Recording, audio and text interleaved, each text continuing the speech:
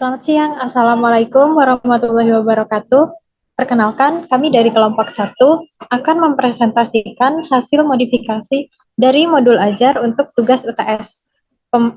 Untuk matkulnya yaitu pemahaman peserta didik. Sebelumnya, izinkan kami untuk memperkenalkan diri terlebih dahulu.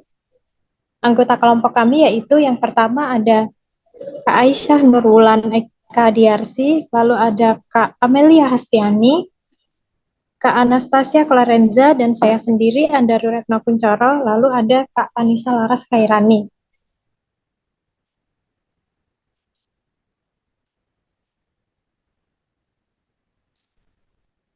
Pada kesempatan ini, kami akan menjelaskan perbedaan apa yang dimodifikasi dari modul ajar sebelumnya milik guru pamong kami. Di sini kami dapat sekolah SMP yang berarti ada di fase D. Untuk A sampai C itu ada di SD, jadi untuk kelas 7 ini fase D. Topik atau domain mapelnya yaitu aljabar. Untuk yang sebelah kiri itu modul ajar sebelum yang direvisi, lalu yang sebelah kanan adalah modul ajar yang setelah dimodifikasi. Yang sebelah kiri ada identitas dan informasi mengenai modul ajar. Bisa di-scroll aja Kak ke halaman selanjutnya.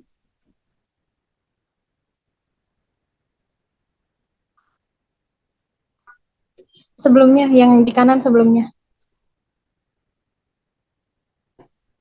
Nah, baik di sini topik aljabar. Lalu kita tentukan dulu capaian pembelajarannya. Capaian pembelajaran ini diperoleh dari dokumen yang dari pemerintah. Jadi di akhir fase D, peserta didik dapat mengenali, memprediksi, menggeneralisasi pola dalam bentuk susunan benda atau dan bilangan. Mereka dapat menyatakan suatu situasi ke dalam bentuk aljabar dan lain-lain. Nah, setelah itu dari capaian pembelajaran kita turunkan menjadi tujuan pembelajaran. Kita lihat ke sebelah kiri, tujuan pembelajaran di modul ajar sebelumnya, murid dapat, maaf jangan dulu di scroll. Oh itu ya. Murid mampu melakukan penjumlahan dan pengurangan bentuk aljabar. Nah, di sini masih ada kesalahan penulisan kata murid, harusnya diganti menjadi peserta didik.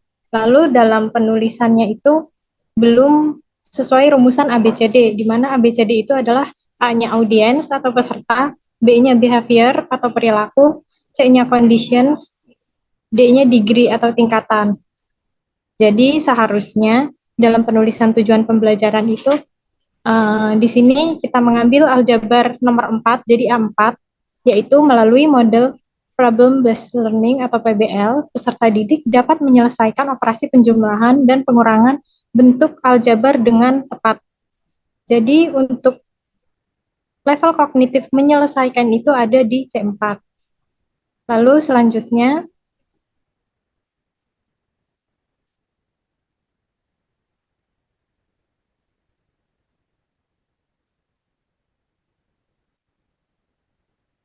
nah di sini metode pembelajaran, di sebelah kiri metode pembelajaran yang digunakan itu adalah PBL, sedangkan kami menggunakan PBL itu sebagai model. Jadi bedanya antara metode dan model itu apa? Metode itu cara kita mengajar, sedangkan model itu adalah rangkaian semua unsur. Jadi mulai dari pendekatan, strategi, metode, teknik, dan taktik pembelajaran. Lalu setelah itu pendekatan pembelajarannya cooperative learning masih sama, yaitu pembelajaran aktif berkelompok. Lalu asesmen yang digunakan di sebelah kiri itu masih asesmen individu saja, di mana itu hanya mengukur kemampuan kognitif. Jadi kami modifikasi menjadi 3 asesmen. Yang pertama pretest untuk kemampuan awal, lalu mengukur kemampuan kognitif, dan lembar observasi untuk mengukur kemampuan afektif dan psikomotorik. Lalu kemampuan awalnya, atau di sebelah kiri ada pengetahuan keterampilan prasyarat. Ada yang pertama memahami koefisien, konstanta, variabel, suku sejenis, dan suku tak sejenis, lalu menyusun bentuk aljabar. Itu kami persingkat lagi menjadi target peserta didiknya itu peserta didik dengan kemampuan awal matematis atau kemampuan awal matematika. Setelah itu untuk pendekatan pembelajarannya tadi masih sama ya, cooperative learning, lalu model pembelajarannya sudah tadi, dan media pembelajaran atau bahan. Nah, di sebelah kiri itu ada materi ajar, alat, dan bahan. Materi ajar yang disebutkan di situ operasi hitung aljabar, sedangkan alat dan bahannya belum disebutkan, tapi dimasukkan ke bawah ke persiapan pembelajaran. Seharusnya dalam penulisannya itu media pembelajaran atau bahan yang pertama ada buku, papan tulis, alat tulis, dan proyektor. Lalu ada beberapa link pretest, terus link preview soal, link bahan ajar, ada lampiran-lampiran juga seperti LKPD dan instrumen penilaian. Lalu kita masuk ke skenario pembelajaran atau rangkaian kegiatannya yang akan dijelaskan oleh teman saya.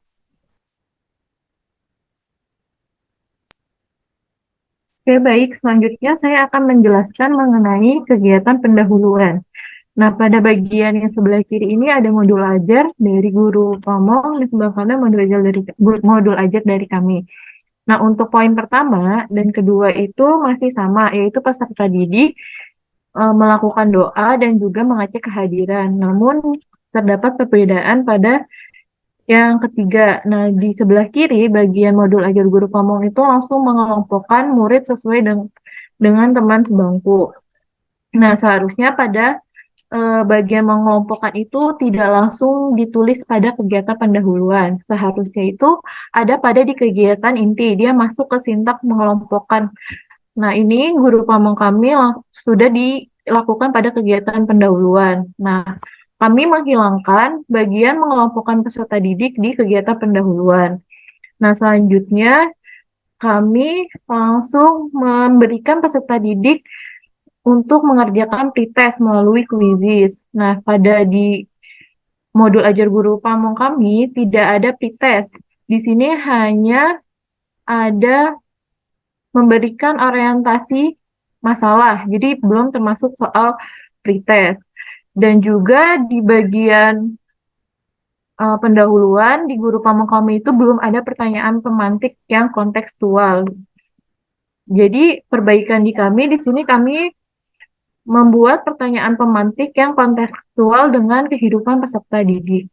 Nah, selanjutnya itu uh, ada guru melakukan apersepsi. Di kami ini uh, setelah melakukan pertanyaan pemantik, melakukan apersepsi atau mengaitkan dengan materi yang dipelajari sebelumnya. Nah, di guru pamong kami, ini juga ada mengingat kembali materi sebelumnya. Cuman urutannya itu belum sesuai. Nah, setelah melakukan pertanyaan apersepsi, scroll lagi Kak di bagian modul kelompok yang sebelah kanan.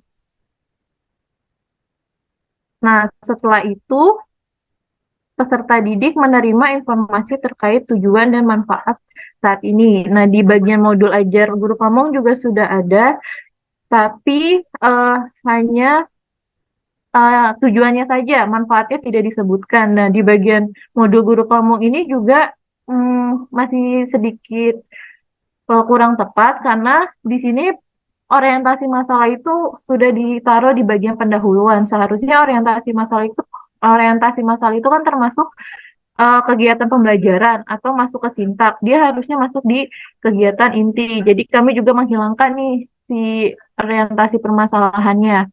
Nah, selanjutnya di bagian modul guru pamong juga belum tercantum tentang sistematika pembelajaran yang akan dilakukan. Nah, kami sudah menyantumkan dan juga aspek-aspek yang akan dinilai di modul guru pamong belum ada, kami sudah menyantumkan aspek-aspek apa aja yang akan dinilai pada pertemuan pembelajaran saat ini.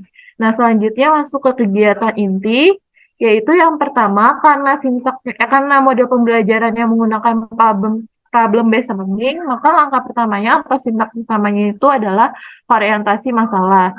Nah, pada modul guru pamong ini sintaknya masih belum sesuai. Pada akhirnya kami berdiskusi dan membenarkan bahwa langkah yang sesuai dengan problem based learning adalah orientasi masalah. Maka kami merancang kegiatan yang berorientasi masalah. Yang pertama itu menampilkan permasalahan berkaitan dengan penjumlahan dan pengurangan bentuk aljabar. Nah, kami menyajikan juga permasalahan yang linear atau berkontekstual dengan kehidupan sehari-hari peserta didik. Nah, selanjutnya setelah guru menyajikan masalah kontekstual, guru menyajikan video mengenai materi penjumlahan dan pengurangan bentuk aljabar. Nah, setelah itu peserta didik memperhatikan penjelasan dari video dan juga selanjutnya peserta didik bisa bertanya jika memang ada sesuatu yang belum dipahami. Oke, untuk langkah kedua akan dilanjutkan oleh rekan saya.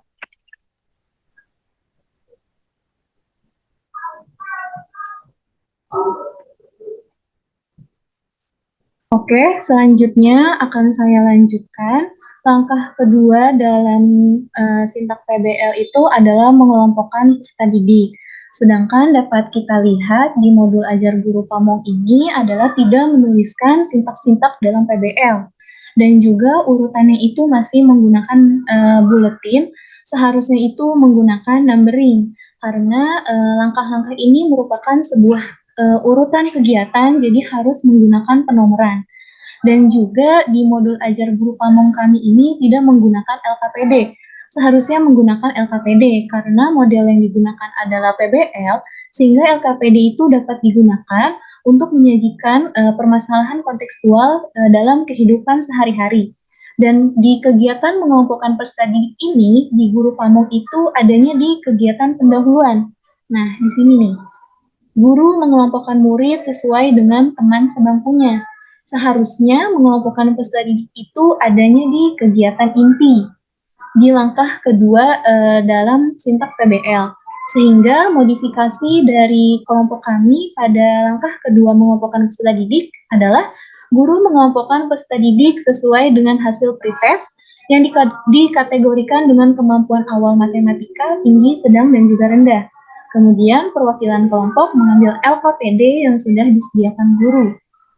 Kemudian, peserta didik mendengarkan petunjuk kerja yang sudah dijelaskan guru, dan yang terakhir adalah peserta didik mengerjakan LKPD tersebut. Dan kemudian di langkah ketiga dalam PBL itu adalah membimbing investigasi. Sedangkan bisa kita lihat di modul ajar guru pamong, di sini ada di kegiatan diskusi. Murid berdiskusi untuk mengetahui cara penyelesaian bentuk aljabar. Di modul guru pamong, di sini hanya menjelaskan tentang murid berdiskusi saja, tetapi tidak ada kegiatan dari guru untuk membimbing peserta didik dalam menyelesaikan atau dalam melakukan diskusi tersebut. Sehingga modifikasi dari kelompok kami pada langkah keempat ini mengembangkan dan menyajikan hasil adalah peserta didik adalah guru mendorong peserta didik agar bekerja sama dalam kelompok untuk menyelesaikan masalah di LKPD. Selanjutnya, peserta didik berdiskusi untuk menyelesaikan soal yang terdapat di dalam LKPD. Dan di langkah ke-10, guru berkeliling mencermati peserta didik bekerja menemukan berbagai kesulitan yang dialami oleh peserta didik. Kemudian peserta didik bertanya kepada guru apabila ada hal yang belum dipahami. Dan yang terakhir adalah guru memberi bantuan atas scaffolding berkaitan dengan kesulitan yang dialami oleh peserta didik. Nah, untuk langkah selanjutnya akan dijelaskan oleh teman saya, yaitu Kak Anastasia. Baik, terima kasih Kak Amel. Selanjutnya yaitu langkah yang keempat dalam kegiatan inti pembelajaran, yaitu mengembangkan dan menyajikan hasil. Pada tahap ini, guru memberikan kesempatan kepada peserta didik untuk mendemonstrasikan atau mempresentasikan hasil diskusi dan pekerjaan yang telah mereka lakukan sebelumnya, yaitu berkaitan dengan solusi atau jawaban dari suatu masalah kontekstual yang ada di LKPD. Setelah itu, agar pembelajaran berjalan lebih responsif, maka dibukalah sesi diskusi atau tanya-jawab di mana peserta didik yang telah menyajikan hasilnya mempersilahkan anggota dari kelompok lain untuk memberikan tanggapannya.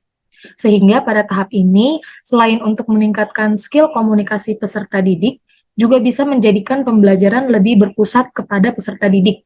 Karena pada tahap ini, guru memposisikan peserta didik sebagai subjek yang aktif dalam proses pembelajaran.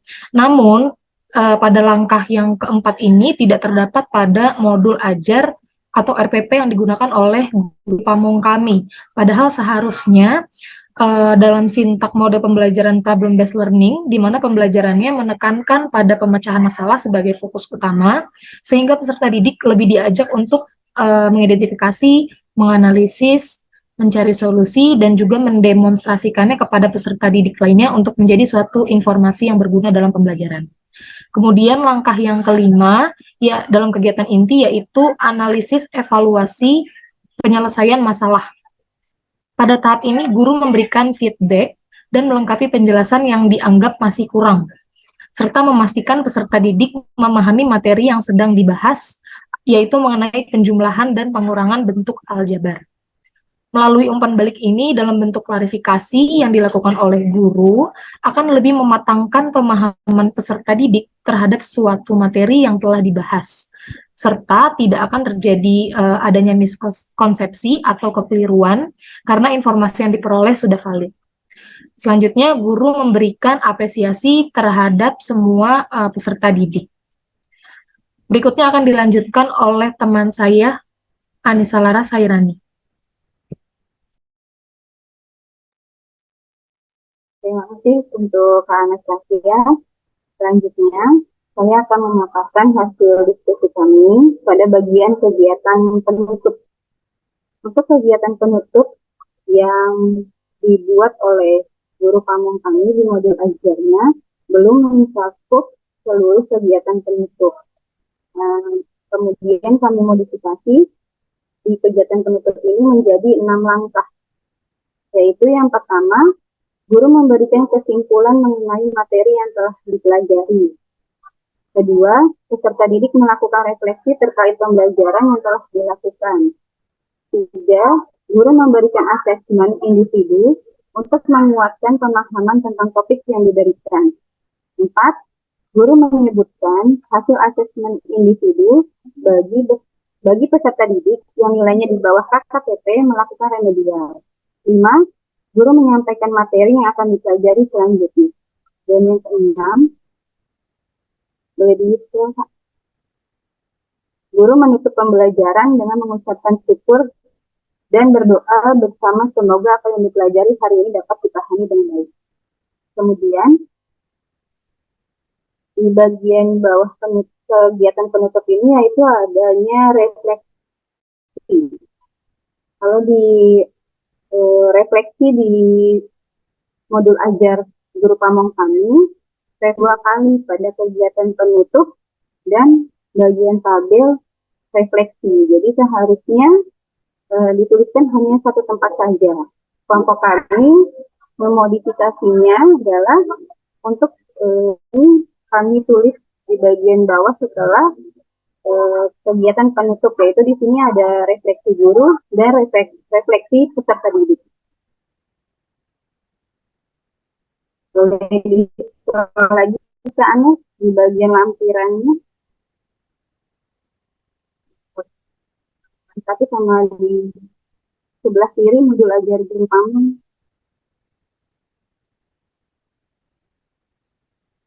Di modul ajar guru pamong kami ini hanya terlampir asesmen individu. Dan asesmen individu ini belum dijelaskan jenis asesmennya itu apa. Asesmen formatika atau sumatika, serta jenis tekstual. Kemudian di modul ajarnya pun juga belum terlampir LKPD. Nah, kami modifikasi, kami diskusikan dengan kelompok untuk membuat LKPD kelompok. Di sini tertera ada 2 soal. Di sini ada soal yang pertama, kami menjabarkan bagaimana cara menjawabnya. Kemudian di soal yang kedua, kalau di soal kedua sudah tidak ada penjabaran cara menjawab soalnya, karena sudah kami berikan penjabaran tadi di soal pertama. Scroll lagi, Kak. Kemudian di lampiran kedua ini yaitu ada lembar observasi, yang dimana lembar observasi ini ada penilaian yang memuat 3 aspek, yaitu ada aspek kognitif, afektif, dan psikomotorik. Kalau di modul ajar guru pamong kami belum tertera untuk rubrik penilaiannya. Kemudian kami modifikasi, kami lampirkan lembar observasinya di lampiran kedua ini. Kriteria penilaiannya ini ada kemandirian, ada gotong royong, kemudian ini ada penilaian kelompok. Ini penilaian untuk hasil diskusinya. Jadi ada aspek keterlibatan anggota kelompok, ada hasil diskusi, ke bawah lagi, dan ketepatan waktu untuk menyelesaikan soal. Kemudian ini penilaian kelompoknya saat mereka presentasi nanti, yaitu ada kriterianya, ada pengusahaan materi, kepercayaan diri, dan kekompakan atau kerjasama yang mereka lakukan nanti pada saat presentasi.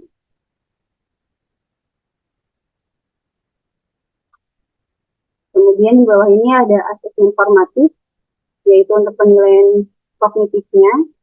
Kami sudah lampirkan ada kisi-kisinya untuk pembuatan soalnya, yaitu terdiri dari tujuan pembelajaran, ada materi, level kognitifnya, bentuk soalnya, maupun jumlah soalnya. Ke bawah lagi, Kak. Ya, ini berikut instrumen soalnya, berikut pedoman penskolarannya. Langsung lanjutkan kita ke bawah. Ini terdiri dari 2 soal. Kemudian di paling bawah ini adalah soal remedial bagi peserta didik yang nilainya di bawah HKTP. Di sini juga berikut sudah ada kisi-kisi soalnya. Di bawah lagi. Dan sudah ada rubrik penskolarannya bagaimana.